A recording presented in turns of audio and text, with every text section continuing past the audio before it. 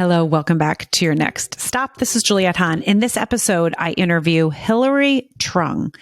She is a mother-daughter relationship expert. She was also a family therapist that then focused on the mother-daughter teen girl area and then moved into coaching and speaking and just doing some really amazing things in this space. I loved this conversation. You guys know I have a teenage daughter, and what Hilary is doing, I think, is so powerful and really needed. You guys can find Hilary on IG at Hilary May, and that's MAE Co. So Hilary May Co. You could also find her on her website, which is hilarymay.com. She has some free gifts for you guys there. One of the workshops she has, there's like 3 chapters that you can kind of dive into and start doing things right away. Really fun things on her website and new things that are coming up all the time. So you definitely want to check that out. You can also find Hilary on LinkedIn at her name, and her last name is spelled Truong. Another episode you do not want to miss. I am a storytelling consultant, and I help small business owners increase sale by being able to establish and articulate your story. What that means is whatever format you're going on to connect, whether you're going on podcast, whether you're in the media circuit, whether you're doing networking events, it's really important to be able to articulate your story so you connect with that audience. A lot of people leave out really significant parts of their story because they don't think they're important, but really when they are important, because that is what's going to connect deeper with an audience. So I really help you get comfortable in your story, taking your personal parts of your story and your business story and really intertwining them so you connect the dots. So when you connect those dots and you're on these platforms articulating your story, you're going to connect deeper with an audience, building community, having that community then be very interested in what you're doing, whether you're selling services or products. You're going to have someone want to know a little bit more because of the way that you're able to articulate and connect because of your personal and business story. I give a 30-minute free discovery call. If you want to see if we are the right match, please, you can email me at info@IamJulietteHahn.com. Welcome back to your next stop. You know, I say this every single time, and I'm going to say it again. I'm so excited to bring you someone that has followed a passion. Welcome, Hilary Truong. How are you?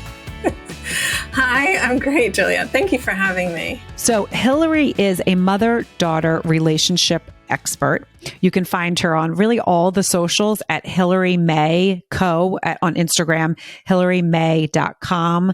And you can find her on LinkedIn at her name. And I'm going to spell the last name since that is a little bit of a tongue twister. And that's Truong.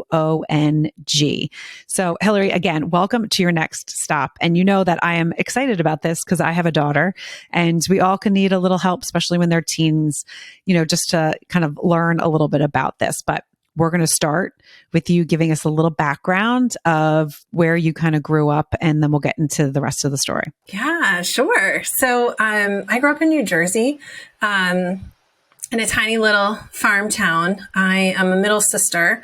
I have 2 sisters, and I feel like I grew up with a lot of mother-daughter relationships around me. And yeah, I was like just a quiet kid doing my own thing. I knew I always wanted to help people. I really had a passion for helping kids specifically.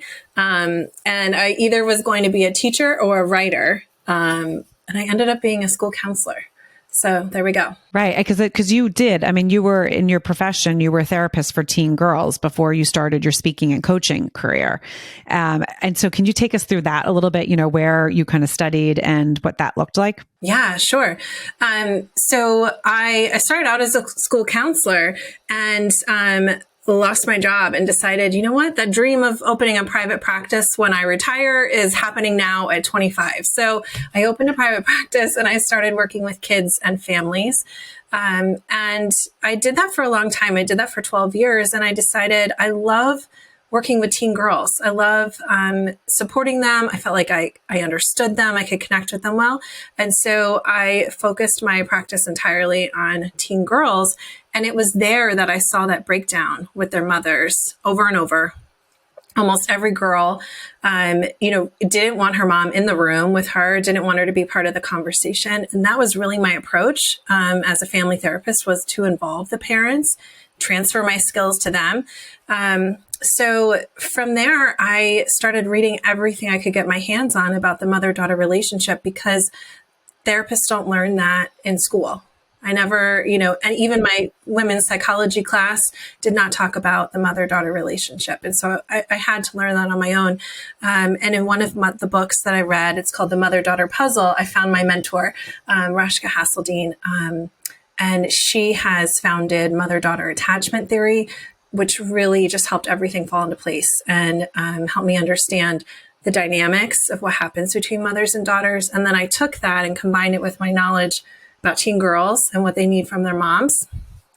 And now I teach moms how to sort of be that woman who's going to show up for her daughter and protect their relationship. So there's nothing they have to repair after the teen years, like many of us have to do. No, it's so fascinating. Do you think that because you were young, as you said, you started when you were 25, that is what helped connect you? Or do you feel like it was just something kind of that was really innate? Like the teens were like, okay, I feel like she's not like 65 sitting there talking to me. It's not like a mother figure. This is more of like someone that's on my kind of same level-ish. Maybe. It's funny because I think I look younger than I am, and I knew that would work for me one day. But people would always say that, I think they really thought I was super young.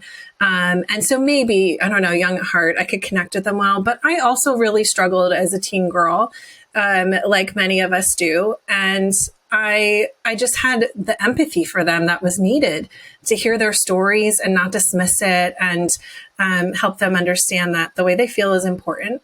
I think I just have this empowering approach that they got hooked into. Right. And I love that.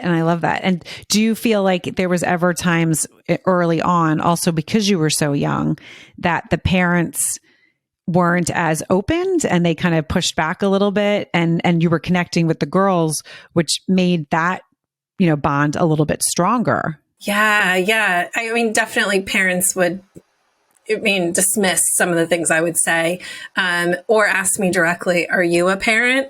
Really to kind of get that credibility. And until I became a parent, I just dreaded that question, because I'd been trained and I had so much experience and knew what I was doing. But there is a different level of understanding once you are a parent yourself. You kind of get the pressure and all the details that go into it.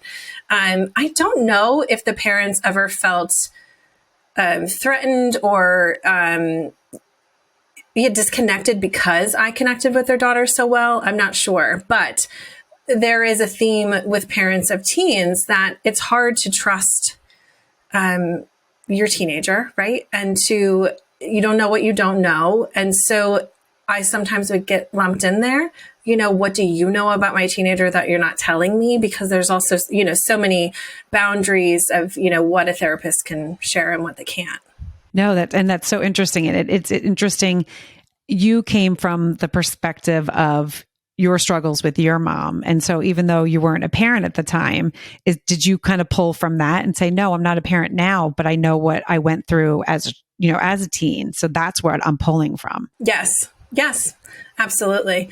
And again, the experience of talking to so many teens. And I was supervised, I would meet with, another professional to talk about the work that I was doing and the cases that I had and who I was helping. But absolutely my own personal experience helped as well. That's so interesting. So after the family practice, if you could take us through and, you focusing on the teens, where did that look like? And then when did you make your pivot? When I was in my therapy practice, it was really around COVID when we all had to go online, and I was already working online a little bit, but having these girls be so isolated and then be on Zoom with me and having sessions, and their mom wasn't as accessible. They weren't in the waiting room anymore waiting. The daughter would just log on by herself and be in the session with me alone.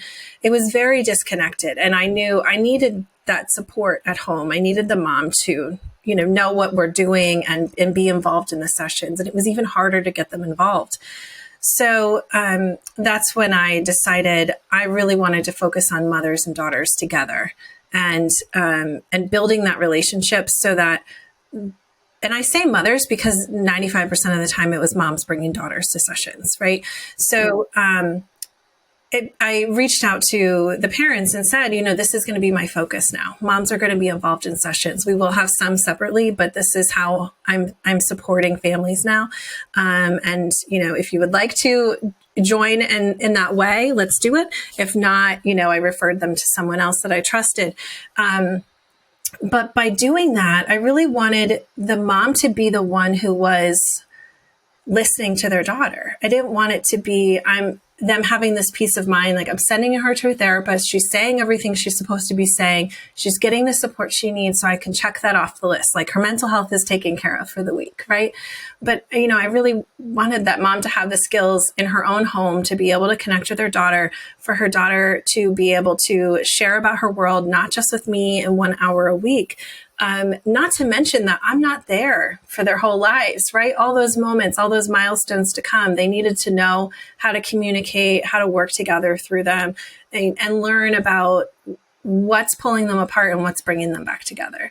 I just felt like it was really important for them to have that knowledge, not just me. Yeah. And it's interesting because obviously, we had talked about, like, I do have a teen daughter, and I had a very good relationship with my mom as a teen. I really can't think back it as really anything that was bad. And I know that's like kind of crazy for people to hear. No, totally. I mean, I had siblings, and I think that's why that butted with my mom. And my parents had gotten divorced when I was 12. So it was kind of like, let me just, but my mom always said I was a little bit more easy. I was, so it just was, and I was like, oh, that's interesting.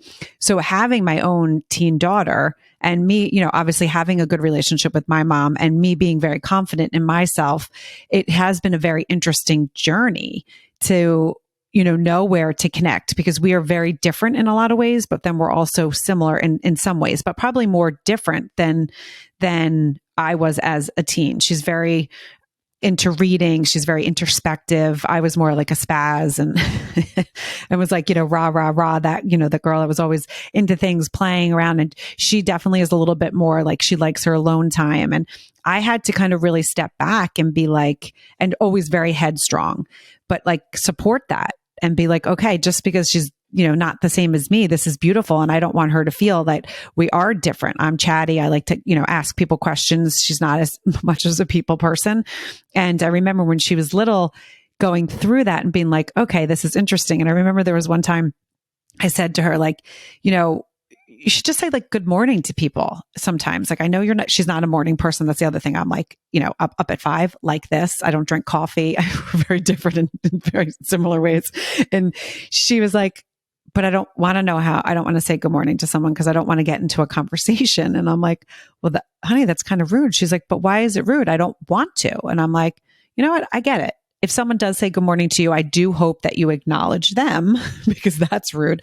But you're right. If you don't want to engage in the morning, that's fine. And that was hard for me because I also was that person that was kind of like, let me step out. And I like saying good morning to people. I like getting in those little conversations, and she doesn't. And so I think you being there to help people through that, especially moms that maybe are insecure or had problems with their own mothers, to be able to navigate it. Because sometimes you do what you don't want to do because you just don't know any different. Right. And you might be doing the exact opposite, but it's not necessarily what's needed.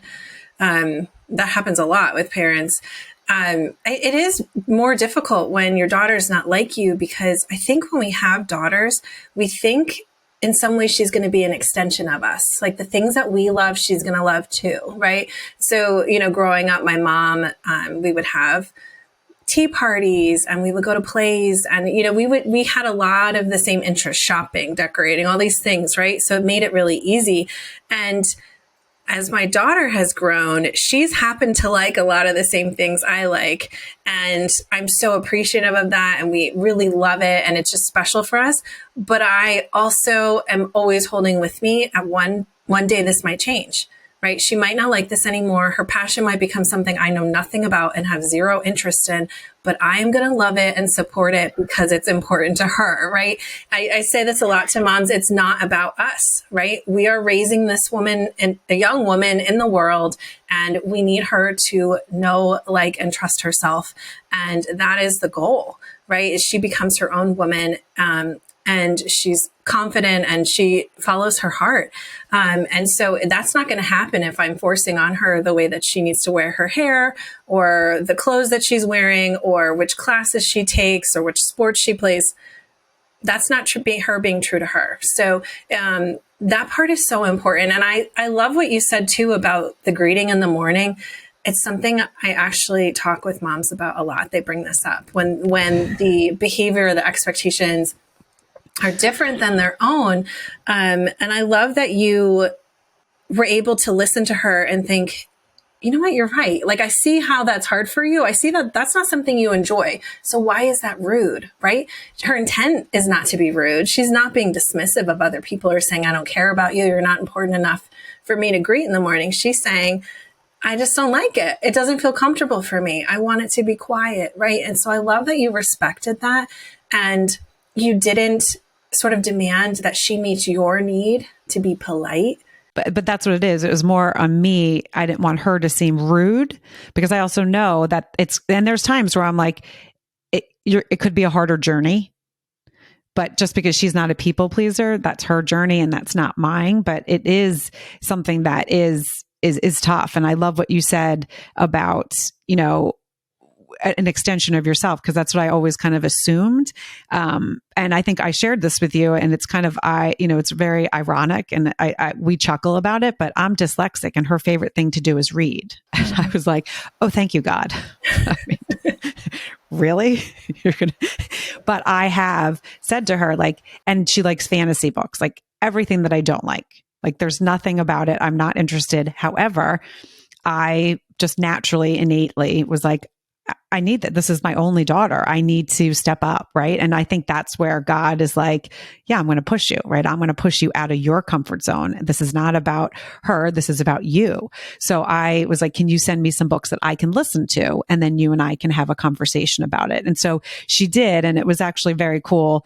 And then we have like a couple shows that are now about the books, and I will connect with her because I know that that's what's important. She does play lacrosse, which I did play, and she didn't want to in the beginning, and she does, and she loves that, but that's not where we connect, which is really funny. It is the books, and it took me a lot, and it takes me a lot to just be like, take a breath and listen to it on your walk, even though this is the last thing you want to do. But again, it's things that I know because I had a good relationship with my mom, and my mom connected with me on, even though she and I were very different. My mom and I are very different. So I love that you say that. And I love that that's how you lead, and that you also see that in your own daughter as well. Yeah.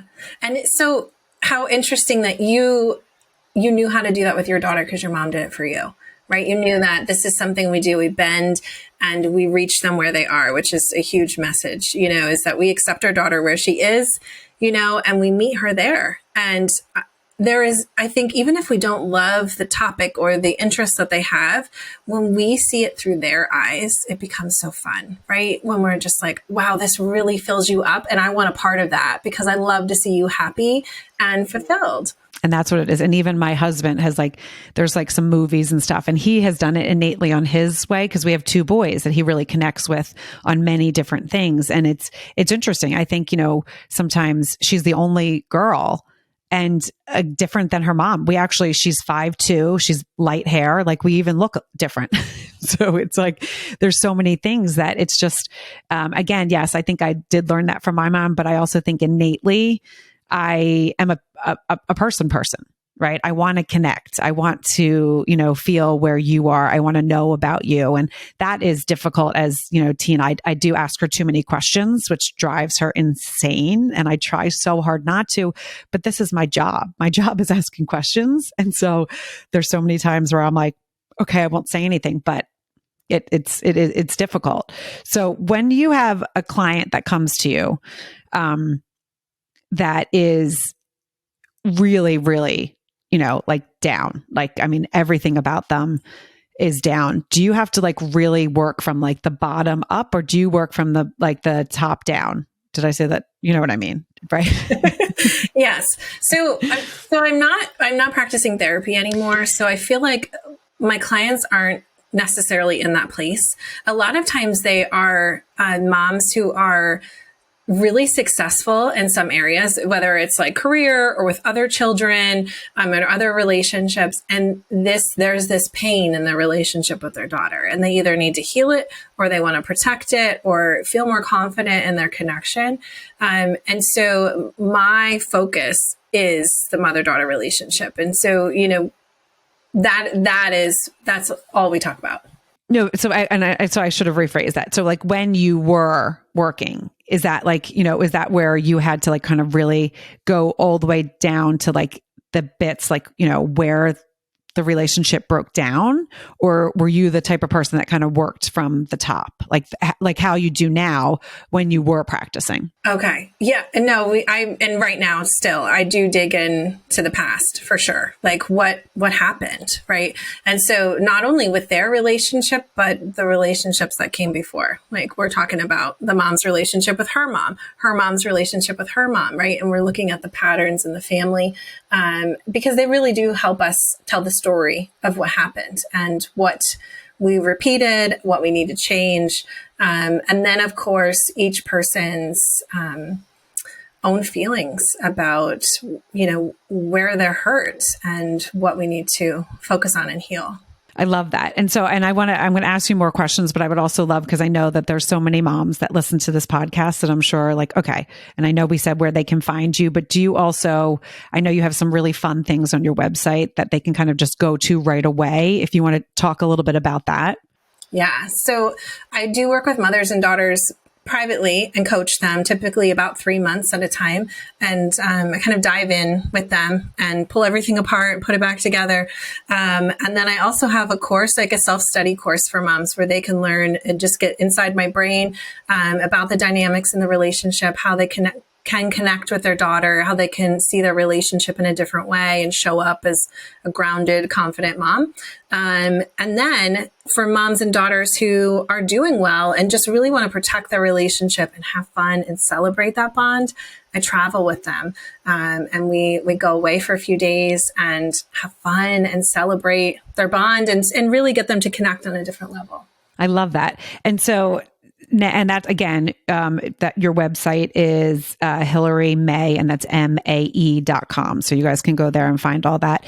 Now that you have your own daughter, has there been a time where you were nervous going into this relationship because you know so much, or have you gone in like super confident? Has there things that you've had to like adjust that surprised you? Yeah. So, but actually when my daughter was born, my daughter's almost 9. So she was born before I started focusing on the mother-daughter relationship. So I used all of the knowledge I had about kids and families and in raising her. But as she's gotten older, she's at an age now where she's really speaking her mind. She's becoming her own person. Sometimes she's getting overwhelmed by feelings. And so I am, dealing with some of those challenges of, her being upset with me and her being, her being hurt by me. And, it's been interesting to watch her maybe have a meltdown and have all these big feelings and be angry and say things. And I'm listening and like, I can't make sense of this. I don't know what's going on. And not giving up is what has helped me get to the root of it, of like what that actual little pain is. Like something happened with baseball. She slid for the very first time.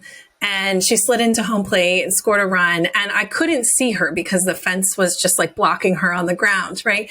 And so she said after the game, "Did you see me slide?" And I said, "You know what? I couldn't see you, but I know that's so awesome. It's so awesome that you did that." And it was really funny because she slid on both of her knees instead of the way you're supposed to slide.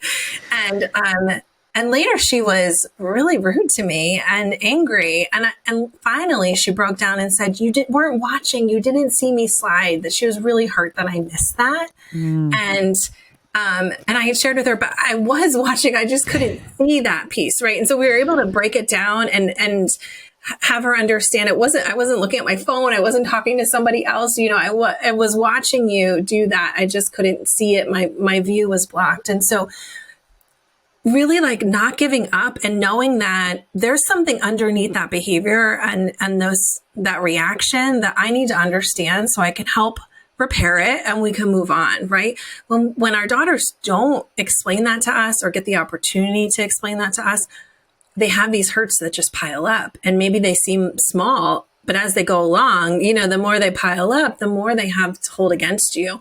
And this evidence they create of like, you don't care, I'm not important, you're not paying attention, right? And that's usually the opposite of what we're doing. So I think it's totally helped that I know I just need to keep pushing and that the communication and her feeling understood and loved by me is the most important part. That's so cool. I love that. I mean, and I would love for you to kind of give like a tangible tip for someone right now. So I'm going to give you like in a scenario because my daughter is not a morning person and she has like, if she doesn't eat, she can be very grumpy. And I am a feeler. I am someone that wants to talk about it. Let's unpack it. What's going on? That drives her crazy, especially when she's 13. Understandable. But if you had a mom come to you and say, okay, so my daughter's been grumpy or rude with me and, I don't know if it's sleep. I don't know if it's the protein thing. I don't know if there's something bigger going on and she's just not expressing herself. Like what would be that kind of like starting point for a mom to start that kind of, let's open this up and give her things to think about to way to approach her daughter? Yeah. So I think there's two things. So the way that I approached my daughter, like in that situation, when she wasn't telling me what was really the problem, is really reaching her with a softness. That's like, it might sound like, hey, bud, like what's really going on? It sounds like there's something in there and I just can't figure out what's making you angry. And so the softness in my voice is this invitation to get real and be vulnerable and know that I'm here, I'm going to catch it. I really want to know. Like it's important to me that I want to understand what's going on.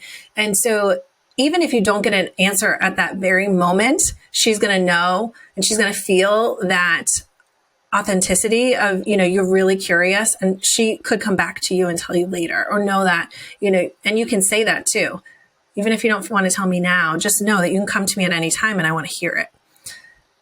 The other piece is sometimes girls are just exploding with anger, right? And they're saying things that might be mean or might feel crazy and they don't make any sense. If she says like, you always do this or you never do this, or I hate when this, right?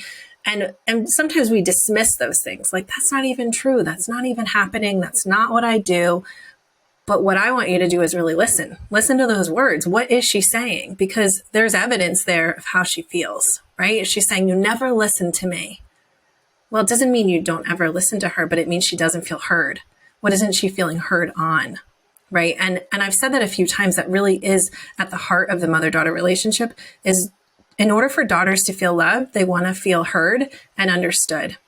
And so as a therapist or as a coach, it's really easy for me to do that because I've dedicated time to focus on my clients and really listen with a goal of understanding. As moms, we don't always have that time, right? We're doing other things. We're distracted. We're busy. But slow down and consider what it is she's actually saying and sort of do your own investigation. Is it possible that's true, right? Whether that was my intention or not, could she actually be feeling like that? And then that's what you have to tend to. That's what you have to go back and talk about. That's interesting. Now, do you have other children or is it just your daughter right now? I have a son too, who's 6. Yeah. Okay. And do you find that as you're growing, this part of your business and you have had such a rich career in this, have you thought, oh, wait, am I going to understand my son as well? Or do you use some of the same tactics with him, as he's little? Yeah, I use a lot of the same things with him. And I think just my training in therapy, being able to talk about your feelings is so important. And so that was really at the heart of what I taught my kids, is how to express their feelings, how to label them. So he gets a lot of the same. It's not as important to him that he feels heard and understood. It's more important to him, especially right now, that he gets what he wants. But there are different ways, to raise sons. And I think one of them, just knowing about the mother-daughter relationship, is making sure that I have the same expectations for him that I do for her. Right. And I protect her the way that I might protect my boy. I don't know if you feel that as a mom of boys. Right. And that I'm nurturing her just the same way that I'm nurturing him. So it's for me, it's being conscious of having a balance and not raising them in very different ways. And I feel like, especially when they're younger, I mean, I raised them really little, very, very similar. My daughter was definitely more headstrong and didn't need me as much. Like, she was like way more independent, but I also think that's her personality. Like, the boys, it was all about mom. It was all about mom until a certain age. Then it was like, okay, I like dad, where my daughter was kind of like, I'm going to nurse. I don't need you anymore. I can go with dad and hang out. I can be by myself. But, again, it's her personality, but it is an interesting thing to be like, okay, now I want to raise you guys the similar, but you're right. To the boys, there's certain things, because a lot of people also don't think boys are really, really sensitive, and they're raised to be like these strong people. And boys, sometimes I found that they were way more sensitive than my daughter was, but I think she was able to express it in a different way. And so it is interesting raising two different sexes, but also three different people. It right? Doesn't, boys, girls, it doesn't matter. There's similarities, there's things, and stereotyping and generalizing is what society does. And so the tools that you're giving people, I think, is so beautiful, because you're really helping them get the words and stop and reflect and think and look inwards. Because again, we all want the best for our kids. And at times and especially if it's a parent that's struggling themselves, it's extra hard for them to give back to their kids and what they need. And I think that's something that you have to do the work on yourself before you can then give back to your kids. And I know that's, one of the things why I could kind of see what my daughter needed a little bit. I'm not by any means, if you asked her right now, hey, is your mom the best? You don't know what you're going to get each day. I mean, so I'm not perfect at all, but I do try to feel like, okay, what do I think she needs, and it is one of those things, like, this is not about me, right? I've lived that part of my life. This is about giving her back. So the fact that you're giving those tools, I think, is really remarkable.